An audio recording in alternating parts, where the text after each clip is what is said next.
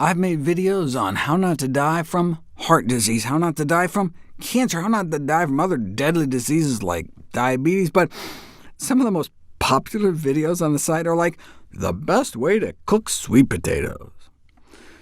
All right, then.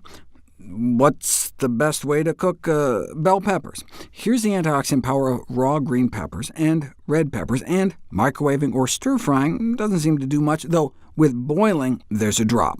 But then if you measure the antioxidant activity of the leftover boiling water, the antioxidants weren't destroyed, but just leached out into the cooking water. So the researchers' conclusion is that it's vital to consume the water used for boiling, in addition to the peppers, as bioactive compounds will be left over in the water. But that's not the takeaway I get from this study. Drink the water or not, red peppers have nearly twice the antioxidant power of green, no matter what you do. So while both peppers are, by definition, green light foods, the red peppers, ironically, are even greener.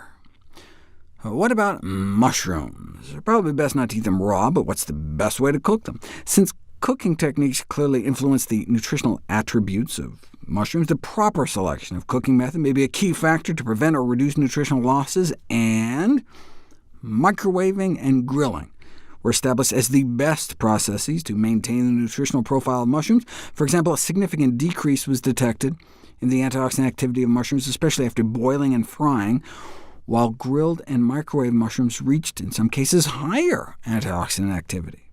Boiling had a similar negative impact on the antioxidant power of cauliflower, which serves as just kind of a rough proxy for how many phytonutrients of potential benefit we might be losing. Blanching was better, where the cauliflower here was dunked into boiling water for 3 minutes and then run under cold water to stop it from cooking. I'd never heard of steam blanching, but same idea. Steam for 3 minutes, then cool off, which appears to be better since you're not immersing it in water. Though note there's not much difference between steaming for 6 minutes and steaming for 3, and then running under cold water. Too bad they didn't look at roasting. That's how you make cauliflower taste good. In fact, I got 2 recipes on roasted cauliflower in my How Not to Die cookbook, for which all my proceeds go to charity, of course. There are certain antioxidants we're especially interested, though, like the eyesight and brain-protecting green vegetable compound lutein. Here's the back of the eyeball. What lutein does is protect those sensitive light-sensing nerves by blocking the high-energy blue light rays, which helps us see better, and may help us think better, too. So researchers looked into the effects of 4 different cooking methods on lutein concentrations. The first thing you'll notice is that broccoli has like 50 times more than cauliflower. Not a surprise, since lutein is a plant pigment and cauliflower is too white. Here it is graphically so you can appreciate the difference.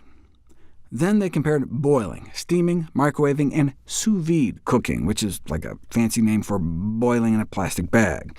And boiling actually made lutein levels go up. How is that possible? Heat can actually disrupt the cell walls and all the little subcellular compartments that can enhance the release of antioxidant compounds. Sous vide was similar, microwaving detrimental, at least for the broccoli, and steaming the superstar, nearly doubling lutein levels. Heat isn't the only way to liberate lutein from greens, though. If you finely chop spinach, you can double the amount of lutein released during digestion in this experimental model, and make a green smoothie, or pesto, or some kind of pureed spinach dish, and you may triple the bioavailability. But you have to watch the heat. Steaming or boiling is one thing, but super high heat, like stir-frying, can reduce lutein levels to nearly nothing. Frying is also bad for the purple pigments in blue potatoes. Even air frying, they just seem sensitive to extremely high heat. These special antioxidant plant pigments appear to be sensitive to really high temperatures, so we should try to avoid frying, especially deep frying.